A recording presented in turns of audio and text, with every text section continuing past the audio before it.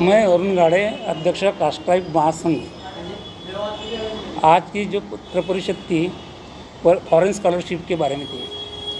Foreign scholarship Maharashtra में 11 जून 2003 से लागू हुई है। अभी पिछले साल नवंबर 2023 को समानता के नाम पर ये सरकार ने, ये शासन ने schedule caste, schedule tribe, Maratha, OBC को समान नियम होना चाहिए, इसके अंतर्गत शासन आदेश निकाला और उसकी इम्प्लीमेंटेशन अभी जब जाहिरात निकली है परदेशी शिष्यवृत्ति की, उसमें उसका इम्प्लीमेंटेशन शुरू किया। उन्होंने जो जांचक अटी लगाया है वो है, पहले तो था कि जो QS वर्ल्ड रैंकिंग यानी पूरे वर्ल्ड में जागतिक नामांकन 100 विद्यापीठ में प्रवेशित विद्यार्थी को इनकम लिमिट नहीं थी, वो इन्होंने इनकम लिमिट लगाकर 8 लाख कर दी। दूसरा है कि एक परिवार से एक ही विद्यार्थी, एक ही छात्र शिष्यवृत्ति लेगा, परदेशी शिष्यवृत्ति लेगा।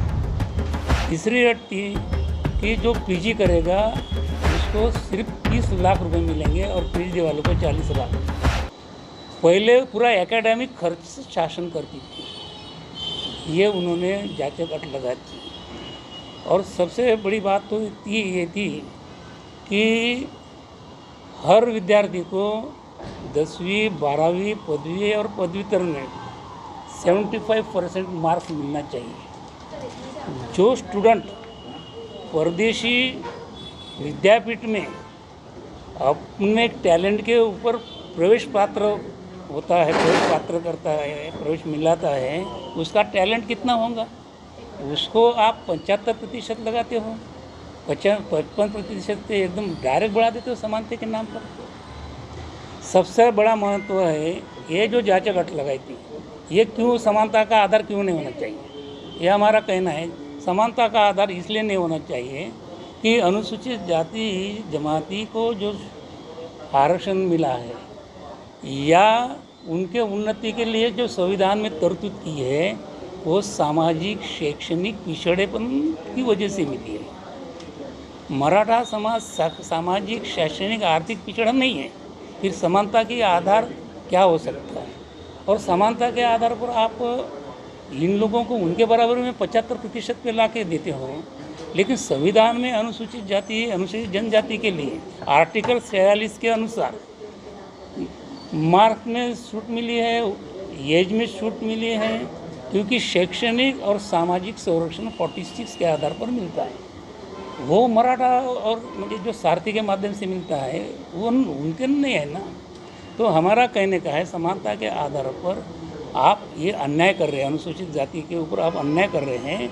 इसलिए ये मांग हमने उठाई कि ये सारा अन्याय है, ये सारी के सारी आपने जो अटी लगाई है ये रद्द कर दीजिए, नहीं तो हम 29 जुलाई से आज़ाद मैदान पे आंदोलन करेंगे, बेमुदत उपोषण करेंगे। चीफ सेक्रेटरी को मिला, हम माननीय सुजाता सोनी को मिले, उनको निदर्शन में बातें लाई कि अन्याय है सारा है, और ये अगर उनकी 15 दिन के अंदर आपने ये निर्णय नहीं लिया तो हम अनशन पे बैठेंगे।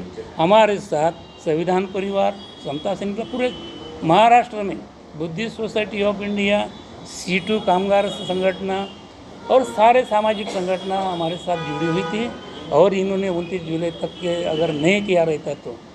इसलिए हम दूसरी बात कहते हैं कि पहले जब महाराष्ट्र शुरू हुआ, आरक्षण शुरू हुआ, तब यहाँ पे कवि पोस्ट पे वो गुणवत्ताधारक नहीं मिलता था, इसलिए नॉट सूटेबल करके उसको नियुक्ति नहीं दी जाती थी।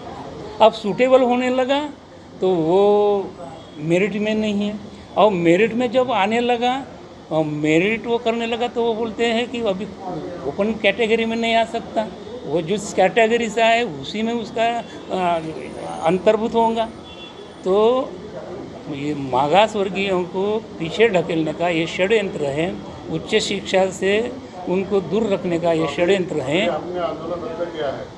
अभी हमने क्योंकि सरकार ने आश्वासित किया था, हमने जो मुदत दी थी कि 15 दिन के अंदर आंदोलन अपने हमारी मांगे अगर पूरी नहीं की तो हम आंदोलन करेंगे। इसलिए अभी पूरी की पूरी मांगे मंजूर हुई है।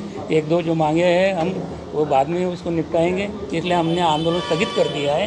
यही ऐलान करने के लिए आज की पत्रकार परिषद है।